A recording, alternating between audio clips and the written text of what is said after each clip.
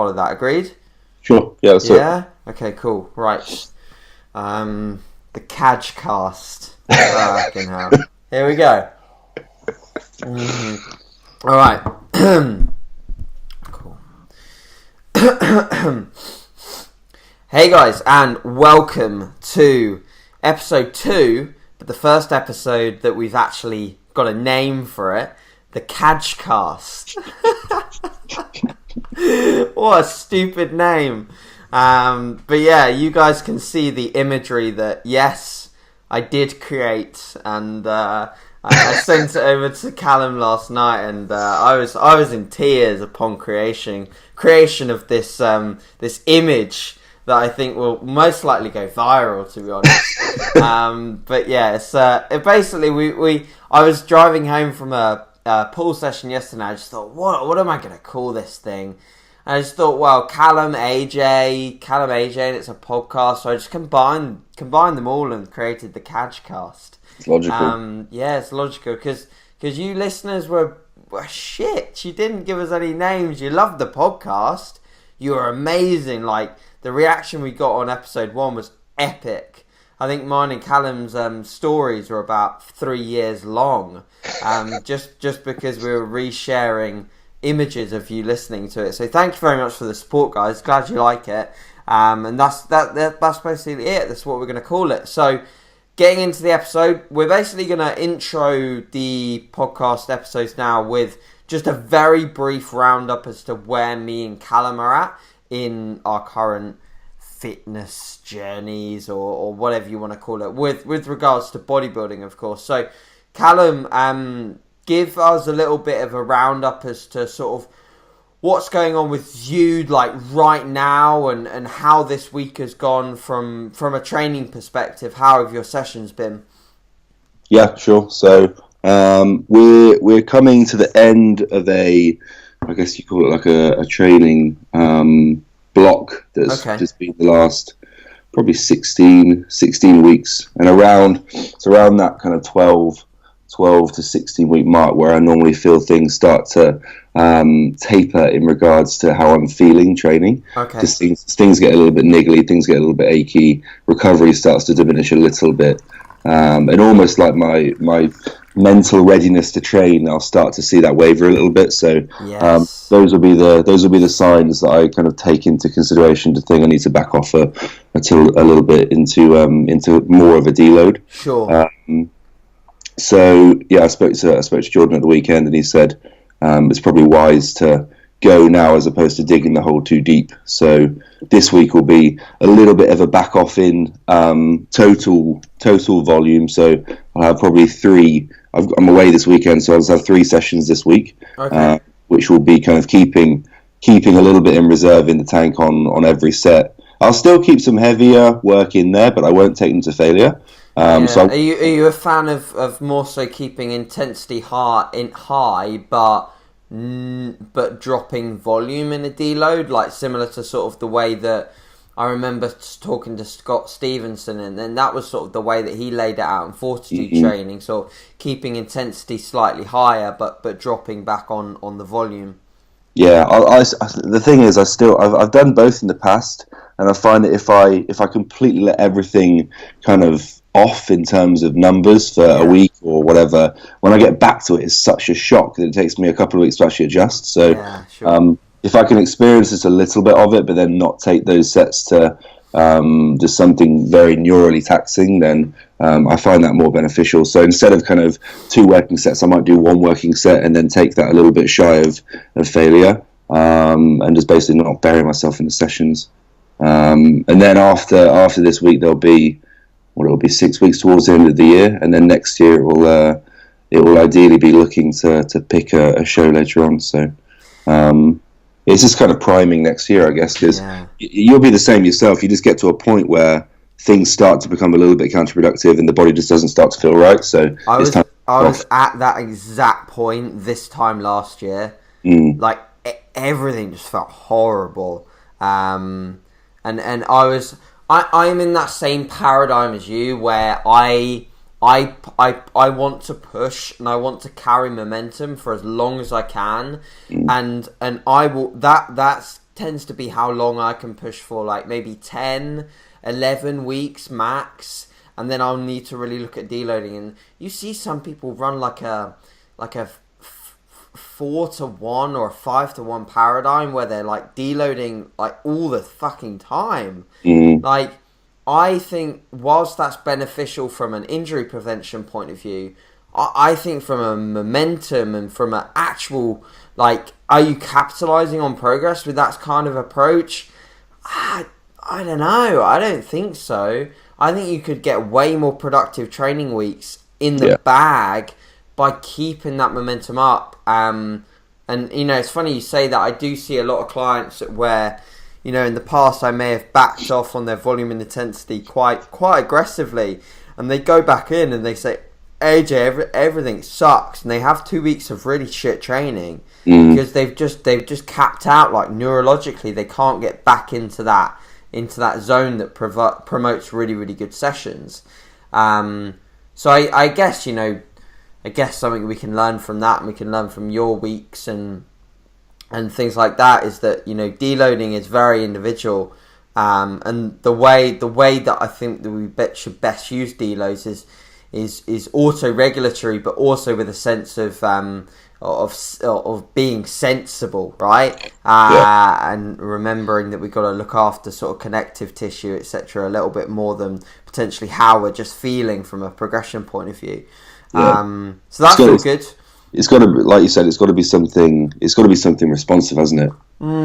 I don't see, unless we're in like a strength sport where we're dealing with like programming that's purely based on volume and numbers. I don't see that there's any way of being definitive in terms of this is what I'm going to deload, because you don't know how you're going to be feeling, you don't know how you're going to be performing. So yeah, completely.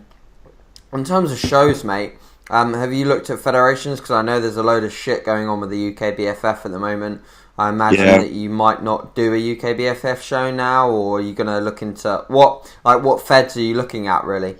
Simply because of, obviously, the correlation with Jordan, potentially his show towards the middle of the year, which will be a PCA. So I know there's a lot of kind of drama going on with the other side of things. So potentially that would be a good time to step in. It'd be nice. It would be kind of a nice moment to experience that. And I know quite a lot of the lads in that already, so that would be cool. Yeah, no, it'll be wicked. Is this something that you've always had in mind? Because I think I remember when I first started following you and sort of found you on Instagram, like, you didn't appear like you were having any sort of plans to compete, and it wasn't really on your radar. It was like you just loved the process of training, eating, progressing, and, you know, what sort of changed your mind, mate, out of interest? It's always going to be like, I like challenging myself, and it's always going to be something that I know that process will better me as a coach as well, and it's going to be experience. And just simply from like the environment you situate yourself in and the people you're around. Like Josh won Mr. Universe a couple of weeks ago. Like being around that is just completely contagious. And it's hard not to kind of have your mind frame in that kind of position when people around you are doing those things. So it will be a good challenge. Yeah, something crazy I found. I read a post off Josh. Josh is, like, for listeners that don't know Josh is fucking ginormous. He's not. He's not human. And I read a post off of him, and he seems to, like, when he's digging for fat loss, he seems to diet on surprisingly low calories. Yeah. Like, he put up, like, a day of eating or something, and, like, you wouldn't think that would even be one meal in his diet, let alone, you know. Would you do you know what he's sort of like? I think this would be interesting for listeners. Do you know comparatively what he sort of eats to gain when he's in gaining phases? Does he really? Do you think that he's got a very sort of adaptive metabolism in the sense that he has to dig quite hard, but then on the other end of the scale, when he's gaining, he has to push his calories up pretty damn high? Like, does he have to get really low when dieting, then really high when gaining? I think relative to his sheer body mass, I think calories are pretty scarce at the end of a prep. But his ability to, like, dig is phenomenal. And, like, the last 2 or 3 weeks before a show, you just won't talk to him because he's like just tunnel vision into what he needs to do. But like off season, I think obviously I've only been up in Nottingham for 2 years now, so I've only really seen him go through one proper off season. Okay. But I don't think his food gets excessively high on where you think it would be. Yeah. It's actually quite moderate. But the guy is he's absolutely enormous. It's ridiculous. Obviously, his carb ups look ridiculous. Yeah, that's 2,000 grams or something stupid. Fucking hell. It's got the stomach of an ox. Anyway, cool. Well, that brings us nicely into our topic for today. Obviously, just to give a brief update as to where I'm at. I'm this time next week I'll be flying out to Boston. So I'm sure that obviously when I chat to Vicky on the sort of the Nasty Scene podcast as well, and the M&M update. So I'm sure you guys will hear a little bit more as about where I'm at, but it also provides relevance to what we're going to talk about today, because I'll be heading next week into my final peak week after doing what seems like 1 million peak weeks this year.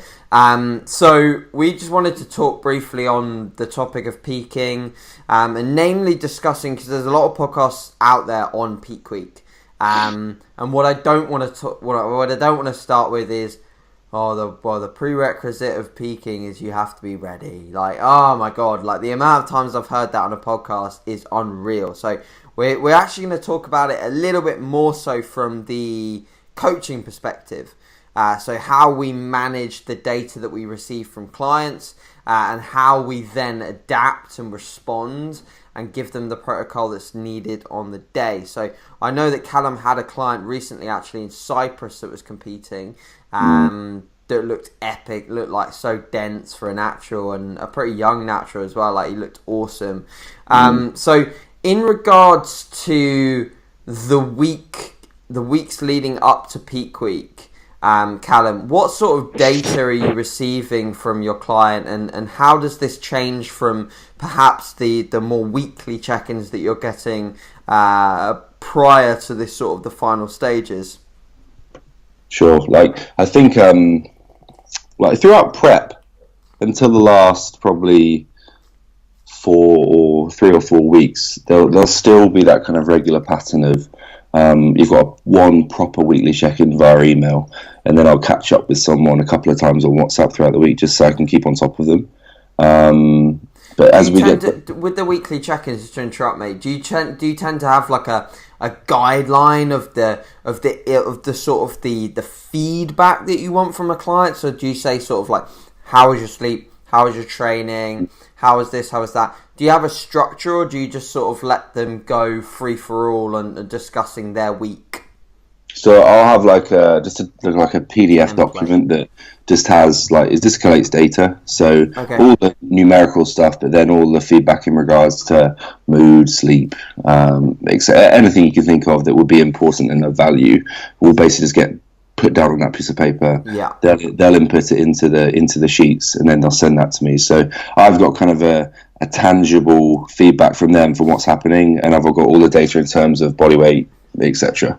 And then from that, I'll start to kind of formulate a response and start to think about what we're going to do for the next 5 to 7 days, I guess. But I think especially in that period, it's not like an off-season client where the changes are going to be more kind of sporadic in regards to there's probably going to be less frequency of changes, and they might happen on a weekly basis.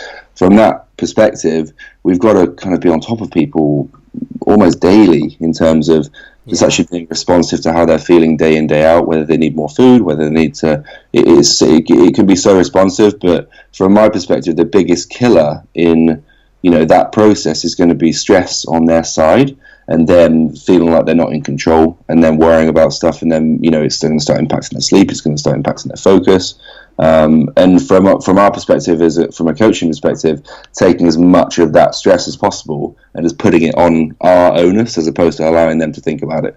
So it's just laying down a blueprint for them to execute, where it becomes almost robotic in nature because they're following something that we're creating on an ongoing basis, as opposed to I'll speak to you in 5 days' time or whatever. Sure, absolutely. So sort of heading into like the final few weeks, was your client in a position where they thought that the peak week would make much difference to the physique, or do you tend to educate your clients throughout the process that, you know, we're getting to the point where, you know, peak week is very minor manipulations, and did you at any point sort of like trial or test a peak week with this client that you had over the weekend? Yeah, so the last 2 or 3 weeks before he stepped on stage, we would run mock carb ups towards the end of the week. Nice. And then we'd take photos around sessions or around different workouts just to see what he was looking like. So we could get a gauge of how quickly we'd need to taper food and what he looked like after X amount of carbohydrate or X amount of food. And we were finding kind of the 2 week period before, when I posted those photos of him in front of the mirror, and he looked absolutely massive. Like, I just couldn't believe what I was seeing.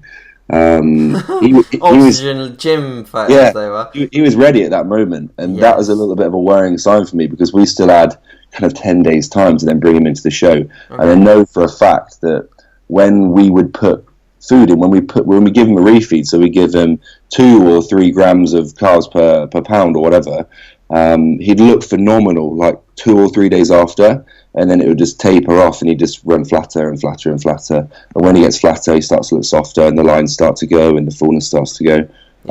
So the only issue we had there was the timing of that moving into the weekend, because we only found out like 2 or 3 weeks before that he wanted to do a show on Saturday and a show on Sunday. So it was 2 consecutive shows. Okay, wow. And I know for a fact that after he's competed on Saturday, the body's going to be a completely different animal going into the Sunday show after what's happened on Saturday. Oh, for sure. So that was an interesting experience. How did you manage that in the end? So basically, we tapered into that last week without making many manipulations, and we kept the Saturday or Sunday refeed going for the last four or so weeks. So I knew when he'd start to, X amount of days after I put food in that last weekend, he'd start to then taper off and start to flatten out and deplete. Yeah. So we had 3 or 4 low days going into the week of the week before the first show, and then the show was on Saturday, and on Wednesday we started putting food in, because that would be like a 3-day period between Wednesday and Saturday, because I was just following that same basis of what we tested 4 or 5 times. Sure. Just so I had some form of logical thought process in my head to say, well, I know he's going to look the best in 4 days if we put X amount of food in.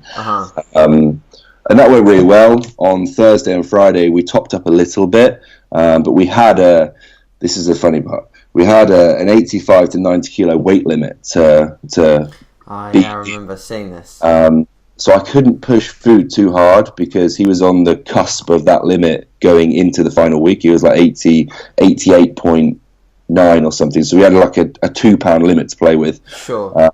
So if I obviously loaded him hard, then his body weight is going to be topped up above 90 when he goes into the weigh-ins. And we got there on what was it, Friday, and I'd left Friday pretty light because he was weighing in on that day, and he was like 100 grams over the weight limit.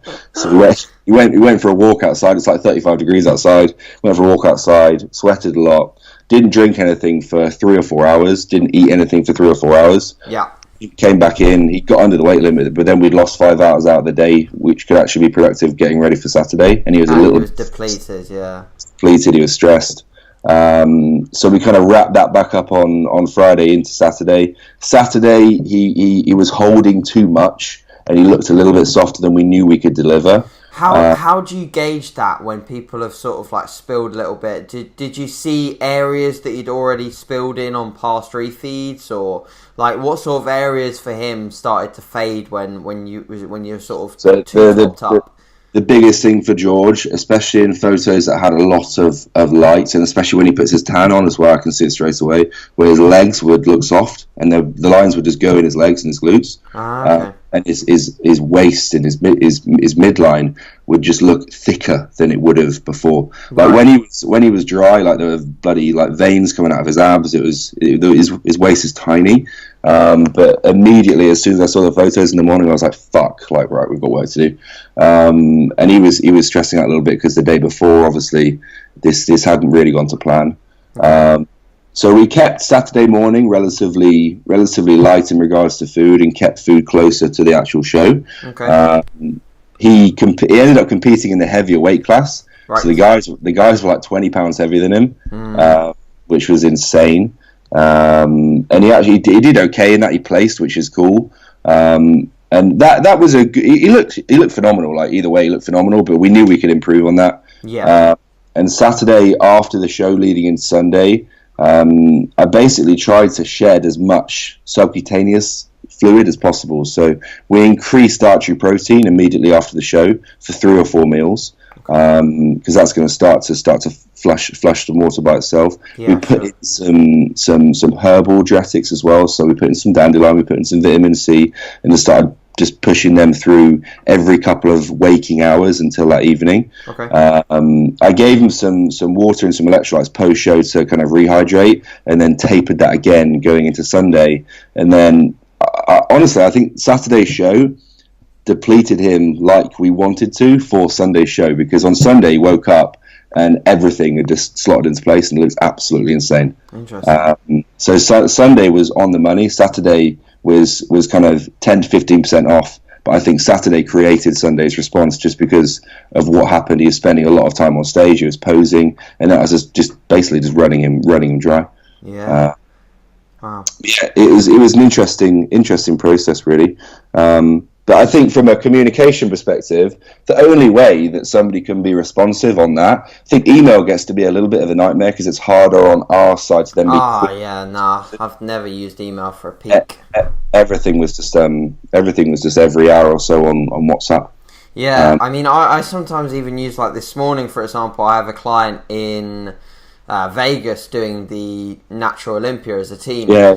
And he's literally like, he does WhatsApp check-ins every day, but it's so funny. Like, man, I feel like I'm gonna need a little bit of a break now that now that this is his last show, because he's been doing back-to-back shows for like legit about a month. So we've been running daily check-ins for about a month. And I said to him the other day, I was like, Noah, mate, I love you, but I can't wait to not have to talk to you for one day. and so yeah, he updated me this morning just on like IG. So he just whacked, like, okay. He got his dad or whoever's with him to film him posing, and just sent them all across on IG. And then it just allows me to send a thread of selfie videos back to him, and that's how I worked with a few clients this year. You know, Instagram, they just Instagram me, like, you know, loads of posing updates, or they WhatsApp me them. Yeah. And I usually respond when it's WhatsApp. The thing that's great is I always use voice notes. Yeah. So I just go bang, voice note, and they get to play that, and it always for me, when it comes to like giving feedback to clients, like, I've always found that the way that I speak sometimes comes across a little bit like too blunt in an email without giving the context of my voice behind it. And even more so with like the way that I do sometimes, like my video feedback, especially now when I'm in a slightly suppressed state.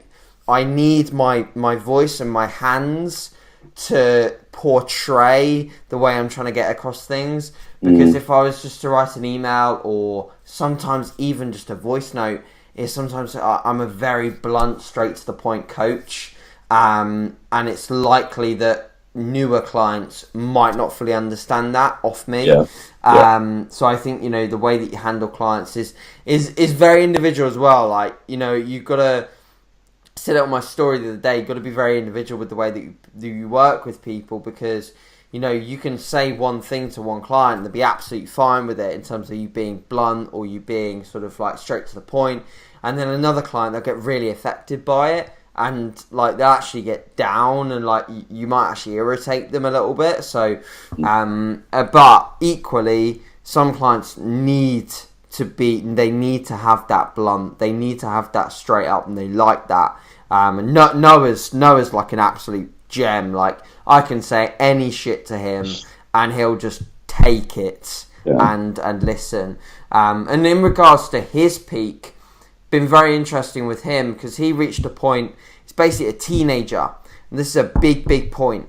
So as a teenager, you've got to remember your level of muscularity. You have to remember that. The minute you forget that you're not as muscular as Alberto Nunez or even juniors like myself, the minute you forget that and you chase some element of conditioning that's not within your scope, you will look like shit. And I've gone there. You will waste away, you will tap into muscle tissue, and you won't look any leaner as a result. And you will feel like rubbish as well, trying to chase that. Jeff Alberts in like 2014, 2015 put up a great YouTube video saying, don't chase glutes, chase the physique. And you know, as a teenage competitor or even a junior competitor, the line that you walk between chasing glutes or chasing extreme conditioning and maintaining enough muscle mass to look like a bodybuilder on stage is very thin. Now Noah still looks like a great bodybuilder, and there's one reason why. It's because when we achieved that conditioning that I knew was peak for him, we started incrementing food. So his food has been incrementing for the last 4 to 6 weeks, very similar as me, actually, very similar. He started his reverse about a week, 2 weeks after I started mine. So the increments came from primarily carbohydrates. We actually dropped dietary fat at one point. We kept protein static, and literally, all of the manipulation has come through slight step reduction. So expenditure coming down. His peak expenditure was 25,000 steps a day. So he was doing a fuckload of steps. Yeah, it's a lot. So now he's been as low as 15. And food has been incremented up, like I said, through primarily carbohydrates. And he's just continued to look better and better and better. And the best part about the whole process is that throughout the last 4 to 6 weeks, he's picked up like regional titles. He's beaten other like novices. He's beaten male bodybuilders, and he's been starting to feel okay. He's not felt great. Like, you never feel great until you get some more body fat back on. But he's felt pretty damn good comparative to digging phases in his prep, which meant that he's laid more attention to his protein practice. He's enjoyed the process more. And awesome part about it is that now mentally he is ready to attack the post-show period, which we talked about in the last podcast. I think something that we didn't cover in the last podcast is the benefit.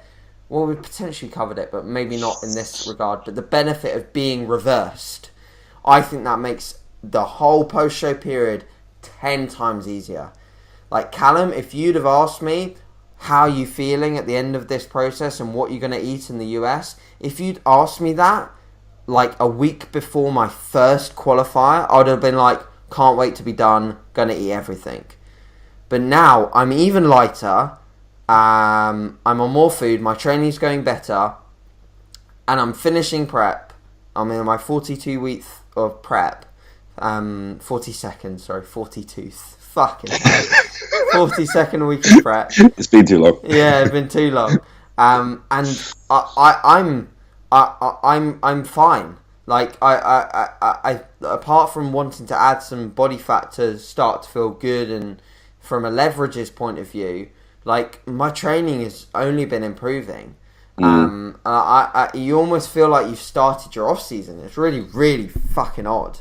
You almost feel like I almost have guilt sometimes when I feel okay during the day.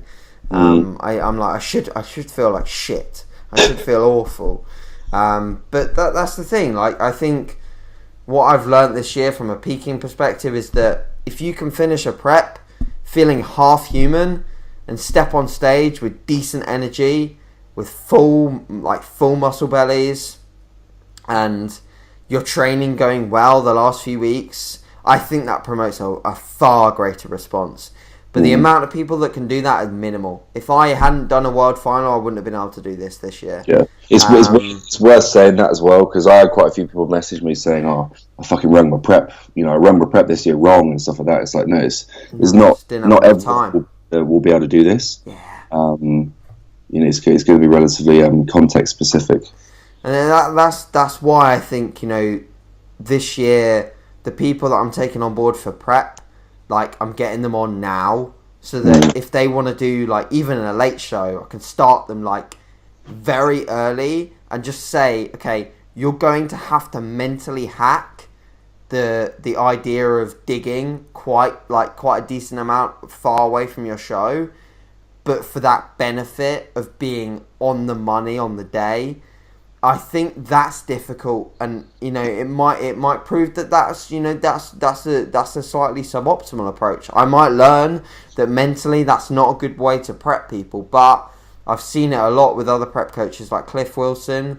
He does extremely long preps with his athletes, and most of them handle it pretty well.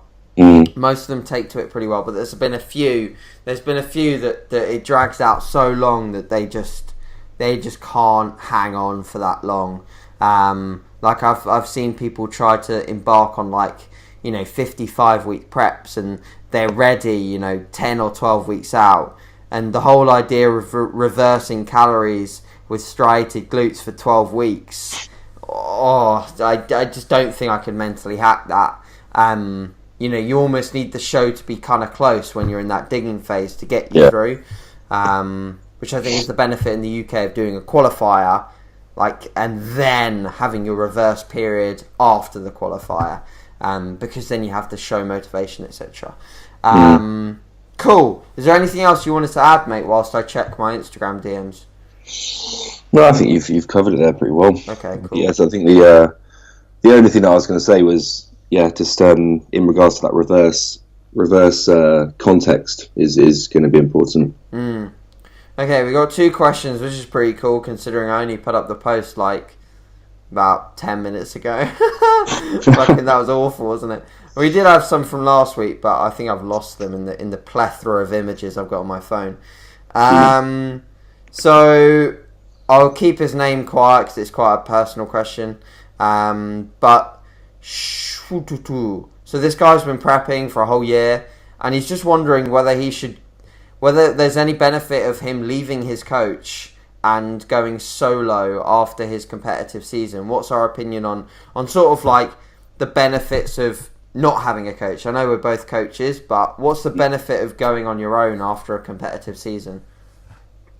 Probably the first question asked is what is there a kind of a valuable reason why you would leave in the first place? Because I think that period is going to be essential for you to have structure. That's what I was going to say. If you've run a successful prep, then are you really going to be able to getting the reins in your hands?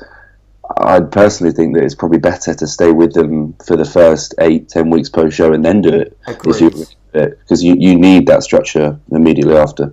Yeah, I totally agree with that point of view. I think the data that your coach has developed, collected over the last sort of, however long you've been prepping is very valuable in the approach that you use coming out of the show, and that holding on to them for that period of time is integral. However, I do think that it's important that what you think about is that if you're a clued up guy and your coach is doing shit with you post show that you just really don't agree with, be man enough to say no and leave, and do it your own way. And if you think your own way is going to be more optimal, do it that way, because I've seen so many people this year that have just mindlessly followed what their coach has said post show, got way in a bad position, really in a bad position, and then gone, well, I was just doing what my coach told me to do. And yes, there's always rationale, but if your coach's protocol for a bikini competitor is go back to your off-season diet plan where you were having 8 bagels post-workout or whatever, that's not good. And if you, it's annoying because a lot of these people listen to our content, listen to like this podcast and the other podcasts that we do and that we run, and then they just fucking ignore all the information that they know is correct. They just follow the absolute garbage that they're given. And that really does annoy me, because then they get themselves in a bad position. They wonder why they're there, and then they contact a respectable coach like ourselves. And guess what? We have to clean up the mess, and that's what I've seen a lot. So if you think that what your coach is doing is not of the benefit of you and not putting you in a good position, please either question them, and you should feel fine about questioning them, or ditch, do it yourself, and do it a way that you feel is optimal. Right, Emma asks, when it comes to carb sources, should you focus on glucose, or are foods higher in fructose, i.e. fruits, honey / saurine, going to be equally as effective? I think the question really requires context, doesn't it, as to where these carbs are being placed. But I imagine she probably means post-workout. Like, when it comes to glucose versus fructose post-workout, like, is there any guidelines that you deem sort of fit, I guess? It's funny that I was speaking about this with Luke Hoffman, the lad that I'm doing the podcast with. I was speaking about this the other day. I think from the perspective of replenishing muscle glycogen, the majority of food, either post workout or during a load or whatever, needs to be from glucose based sources, and then a percentage of that can be based from fructose, so fruits, etc. The benefit of combining the two. So I've seen some literature suggesting that, especially pre-workout, it could be beneficial to combine sources. Having a bit of both. Yeah, sure. Yeah. I don't know where it was. Somebody's podcast spoke about that. I listened to it a few months ago, but I've seen it a lot on Chris. Do you follow Christopher Barakat?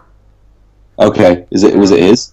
I don't know, but I've seen it a lot on his story. He takes like an IG story of his pre-workout meal and explains the benefits of combining glucose and fructose in his pre-workout meal. And he's having things like a cereal product combined with a banana, with a raisin and a little bit of honey, etc. Okay. But yeah, guys, if you're listening, and I'd recommend following Christopher Barakat. He's a very, very clued up natural bodybuilder.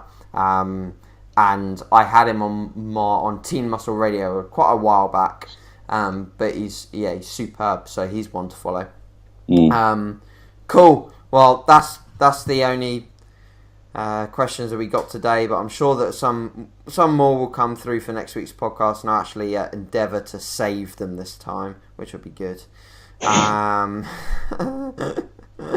Cool. So I think we'll leave it there, as we're coming up to cardio finishing time for most people, or steps, or whatever you've been doing. So guys, as usual, screenshot the podcast, whack it on your stories, give us a bit of a review as to how you like this episode, and any other topics you want us to discuss. Like, either DM us saying, discuss this topic please next time. Whether we do an episode next week, we probably won't, purely because I'll be flying out this time next week, unless we manage to get an early one in, but we'll discuss it. When's the actual show? It's a Saturday. And then I'll be in the US like 2 weeks, like from then on for like 2 weeks. But I'm sure we can sort the time difference and do one the week after that, because I'll just be eating and training. So I'm sure I'll obviously be working as well. So I'm sure that we can catch up the week after my show. So we need another topic. So guys, like YouTube comments, whatever, whack a topic that you want to discuss.